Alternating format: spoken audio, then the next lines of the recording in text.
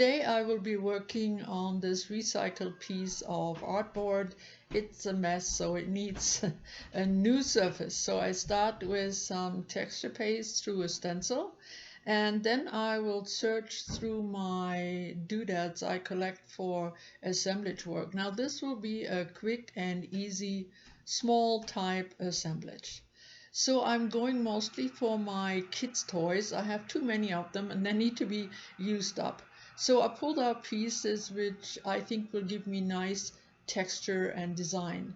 First, a little doily I had laying around. For that I used some gel medium, but then later on I will switch to E6000 for the more heavy items. So as you can see here, the kids' toys come in all kinds of interesting textures, have little designs, so I want to get some use out of them. First, I take this piece apart by brute force, and I think those pieces really look interesting and give me a good starting point. So from here on, like always, it's easy to follow what I do, and anything you need to know I will put in the captions. Like most of my videos, I have a second piece for you, and today I'm actually going to show you part of the footage of that one as well. Just because this thing didn't take me very long and I wanted to give you a little extra viewing time. So please enjoy the process and I will talk to you in just a wee bit.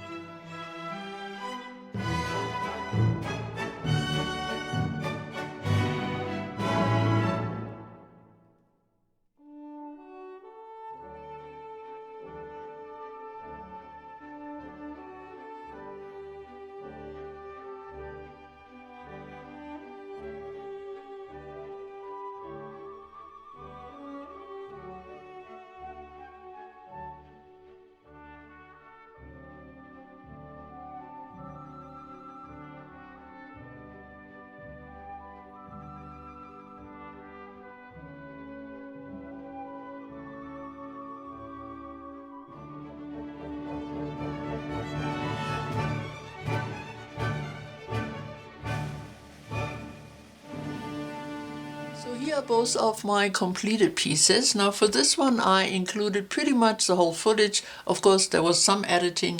Now here I skipped the coloring part just because it was done very similarly to the way I worked on this one.